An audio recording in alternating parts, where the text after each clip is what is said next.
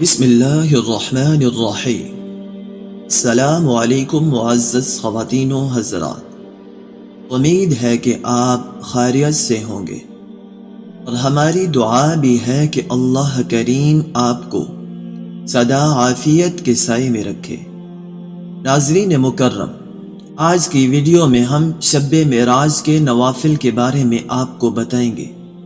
ناظرین، اللہ رب العزت نے سال کے 12 مہینوں میں مختلف دنوں اور راتوں کی خاص اہمیت و فضیلت بیان کر کے ان کی خاص برکات و خصوصیات بیان فرمائی ہے، جیسا کہ قرآن حکیم میں ارشاد باری تعالی ہے کہ ان عدت الشہور عند اللہ 12 شہرا فی کتاب اللہ یوم خلق السماوات والارض منها 4 حرم۔ بے شک مہینوں کی گنتی اللہ کے نزدیک 12 مہینے ہیں۔ اللہ کی کتاب میں جب سے اس نے آسمان اور زمین بنائے، ان میں سے 4 حرمت والے ہیں۔ ان 4 حرمت والے مہینوں میں سے ایک مہینہ رجب ہے، جس کے بارے میں امام غزالی رحمت اللہ علیہ مکاشفۃ القلوب میں فرماتے ہیں کہ رجب دراصل ترجیب سے نکلا ہے، جس کے معنی ہے تعظیم کرنا۔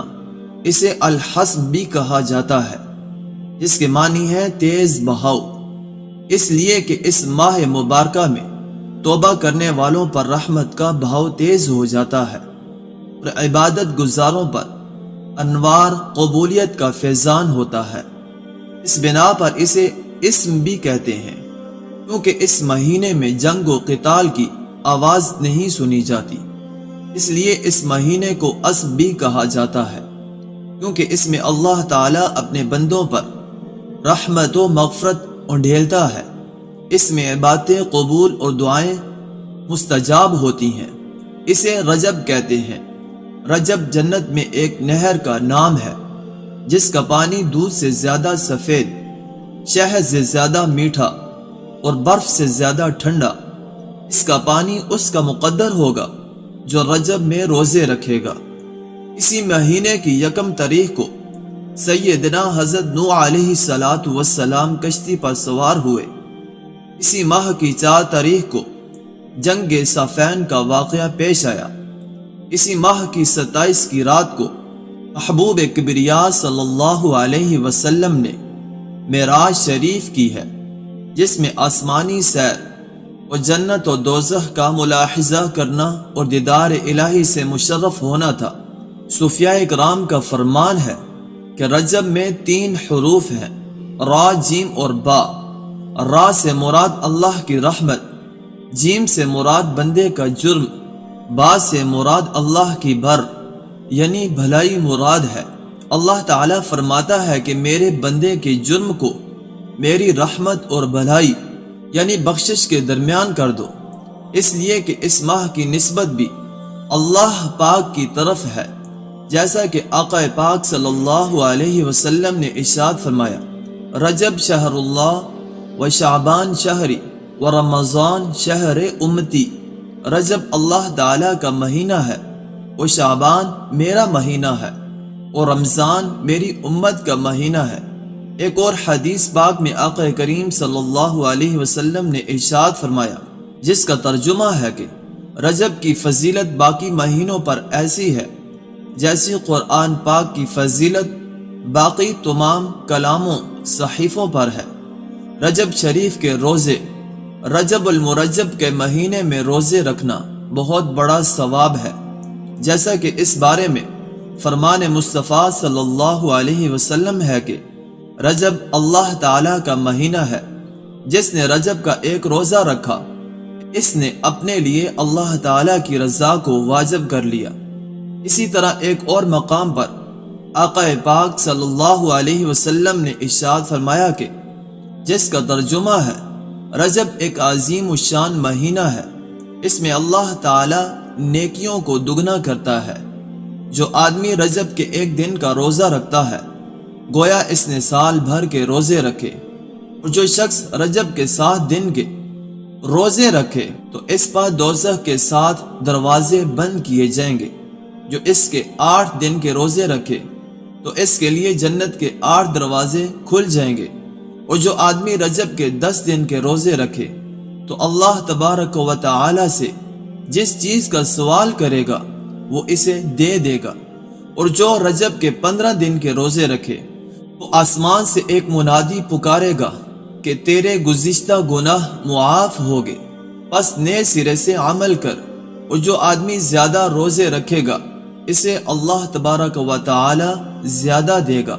مزید حضرت ابو ہریرہ رضی اللہ تعالی عنہ فرماتے ہیں کہ آقا پاک صلی اللہ علیہ وسلم نے ارشاد فرمایا کہ جس کا ترجمہ ہے جو شخص رجب کی 27ویں تاریخ کو روزہ رکھے گا اللہ تعالیٰ اسے 60 مہینوں کے روزوں کا ثواب عطا فرمائے گا۔ اس ماہ میں نوافل کی اہمیت رجب المرجب شریف کی 27ویں شب کو ہمارے آقا و مولا صلی اللہ علیہ وسلم علم بیداری میں اور جسم انور کے ساتھ مسجد حرام سے مسجد اقصی تک اور پھر وہاں سے آسمانوں سے بھی اوپر سدرۃ المنتہا تک اور پھر سدرۃ المنتہا سے بھی آگے وہاں تشریف لے گئے جہاں کسی کا وہم و گمان بھی نہیں جا سکتا۔ تو ایسی رات جس کو یہ شرف حاصل ہو کہ اس میں سرور کائنات صلی اللہ علیہ وسلم کو معراج ہوئی ہو، اس میں اللہ تبارک و تعالی نے اپنے محبوب پاک صلی اللہ علیہ وسلم کو خصائص نعم یعنی نعمتوں سے نوازا ہے، اپنے دیدار کی نعمت کبریا سے سرفراز کیا ہے۔ وہ رات کتنی افضل و بزرگ ہوگی تو اسی شب کے بارے میں حضرت انس رضی اللہ تعالی عنہ روایت کرتے ہیں کہ آقا پاک صلی اللہ علیہ وسلم نے ارشاد فرمایا کہ جس کا ترجمہ ہے رجب کی 27ویں رات میں عبادت کرنے والوں کو 100 سال کی عبادت کا ثواب ملتا ہے۔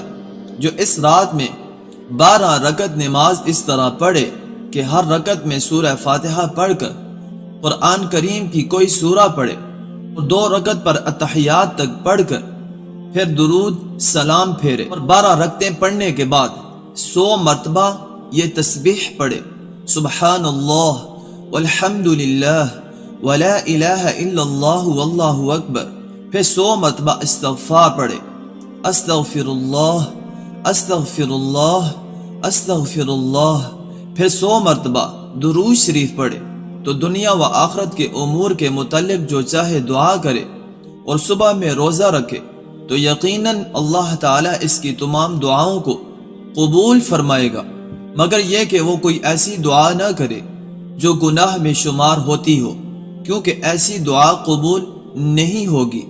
نفلی عبادت کے درجات حضرت ابو ہریرہ رضی اللہ تعالی عنہ نبی کریم صلی اللہ علیہ وسلم سے روایت کرتے ہیں جس کا ترجمہ ہے کہ میرا بندہ کسی ایسی عبادت سے میرا قرب حاصل نہیں کرتا جو مجھے ان عبادات سے زیادہ پسندیدہ ہو جو میں نے اس پر فرض کی، اور میرا بندہ نوافل کے ساتھ مسلسل میرا قرب حاصل کرتا رہتا ہے حتیٰ کہ میں اس سے محبت کرتا ہوں۔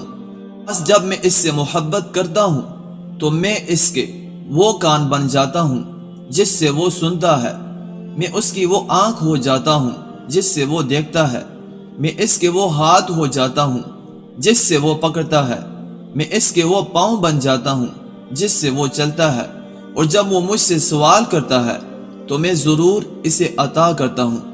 حضرت حمید بن عبد الرحمن رضی اللہ تعالی عنہ رسول اللہ صلی اللہ علیہ وسلم سے روایت کرتے ہیں کہ جس کا ترجمہ ہے آقا پاک صلی اللہ علیہ وسلم نے ارشاد فرمایا کہ فرائض کے بعد افضل ترین نماز رات کی نماز ہے۔ مزید نوافل کی اہمیت کے بارے میں حضرت ابو ہریرہ رضی اللہ تعالی عنہ سے روایت ہے کہ آقا پاک صلی اللہ علیہ وسلم نے ارشاد فرمایا جس کا ترجمہ ہے قیامت کے دن سب سے پہلے بندے سے اس کی نمازوں کا حساب لیا جائے گا، اگر وہ پوری پائی گئی تو پوری لکھ لی جائیں گی، اور اگر ان میں کچھ کمی پائی گئی تو اللہ تعالیٰ ارشاد فرمائے گا دیکھو کیا اس بندے کے پاس کچھ نوافل بھی ہے چنانچہ فرض نمازوں کی کمی نوافل سے پوری کی جائے گی۔ اسی طرح سارے اعمال کے بارے میں ہوگا۔ ابن مکندر فرماتے ہیں کہ دنیا کی صرف 3 لذتیں باقی رہنے والی ہیں: رات کو جاگنے والے کی لذت، بھائیوں سے ملاقات کی لذت، باجماعت نماز ادا کرنے والے کی لذت۔ بعض عارف باللہ فرماتے ہیں کہ سحر کے وقت اللہ تعالیٰ ان لوگوں کے قلوب کی طرف توجہ فرماتا ہے جنہوں نے تمام رات عبادت کی اور انہیں نور سے بھر دیتا ہے۔ پھر ان پاک باز بندوں کا نور غافلوں کے دلوں پر منتقل ہو جاتا ہے۔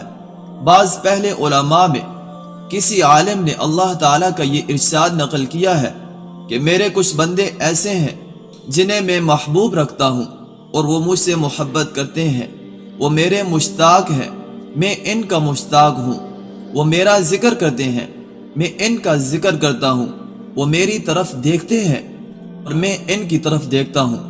اگر تو ان کے طریقے کے مطابق عمل کرے گا تو میں تجھ کو دوست رکھوں گا، اور اگر تو ان سے انحراف کرے گا تو میں تجھ سے ناراض رہوں گا۔ ان بندوں کی علامات یہ ہیں کہ وہ دن کو اس طرح سائے پر نظر رکھتے ہیں جس طرح چراواہ اپنی بکریوں پر نظر رکھتا ہے، اور غروب آفتاب کے بعد اس طرح رات کے دامن میں پناہ لیتے ہیں جس طرح پرندے اپنے گھونسلوں میں چھپ جاتے ہیں۔ پھر جب رات کا اندھیرا چھا جاتا ہے تو حبیب اپنے محبوب کے ساتھ خلوت میں چلے جاتے ہیں، تو وہ میرے لیے کھڑے ہو جاتے ہیں اور میری خاطر اپنے چہرے زمین پر رکھتے ہیں، مجھ سے مناجات کرتے ہیں، میرے انعامات کا تذکرہ کرتے ہیں، اپنے گناہوں کی معافی مانگتے ہیں۔ کوئی روتا ہے، کوئی چیختا ہے، کوئی آہ بھرتا ہے۔ وہ لوگ جس قدر مشقت برداشت کرتے ہیں وہ میری نگاہ کے سامنے ہیں۔ میری محبت میں وہ جو کچھ شکوے شکایت کرتے ہیں میں ان سے واقف ہوں۔ میرا ان لوگوں پر سب سے بڑا انعام یہ ہے کہ میں اپنا کچھ نور ان کے دلوں میں ڈال دیتا ہوں۔ دوسرا انعام یہ ہے کہ اگر 7 آسمان اور 7 زمینیں ان نیک بندوں کے مقابلے میں لائی جائے تو میں انہیں یعنی اپنے بندوں کو ترجیح دوں گا۔ تیسرا انعام یہ ہے کہ میں اپنے چہرے سے ان کی طرف متوجہ ہوتا ہوں کہ جن لوگوں کی طرف میں اس طرح متوجہ ہوتا ہوں انہیں کیا دینا چاہتا ہوں۔ مالک ابن دینار رحمت اللہ علیہ فرماتے ہیں کہ جب بندہ رات کو اٹھ کر تہجد پڑھتا ہے تو اللہ تعالیٰ اس کے قریب آ جاتے ہیں۔ ان قدسی صفت انسانوں کے دلوں میں سوز و قداز اور رقت کی یہ کیفیت اس لیے پیدا ہوتی تھی کہ انہیں باری تعالیٰ کا قرب میسر تھا۔ حضرت جابر رضی اللہ تعالیٰ عنہ سے روایت ہے کہ حضور پاک صلی اللہ علیہ وسلم نے ارشاد فرمایا کہ جس کا ترجمہ ہے رات میں ایک گھڑی ایسی ہوتی ہے کہ اگر کوئی مسلمان بندہ اسے پاتا ہے اور اس میں اللہ تعالیٰ سے خیر کی درخواست کرتا ہے تو اللہ تعالیٰ اسے عطا فرماتا ہے۔ یعنی تمام رات کی عبادت کا مقصد صرف اور صرف اس گھڑی کا پانا ہے کہ جس میں اللہ تعالیٰ تمام دعاؤں کو قبول فرماتا ہے۔ اس لیے اللہ تعالیٰ کی پاک بارگاہ میں دعا ہے کہ اللہ تعالیٰ ہم سب کو رات کی اس گھڑی میں عبادت کرنے کی توفیق عطا فرمائے، آمین۔ اب آپ سے اجازت چاہیں گے، اپنا ڈھیر سارا خیال رکھیے گا۔ اللہ نگہبان۔ السلام علیکم ورحمۃ اللہ وبرکاتہ۔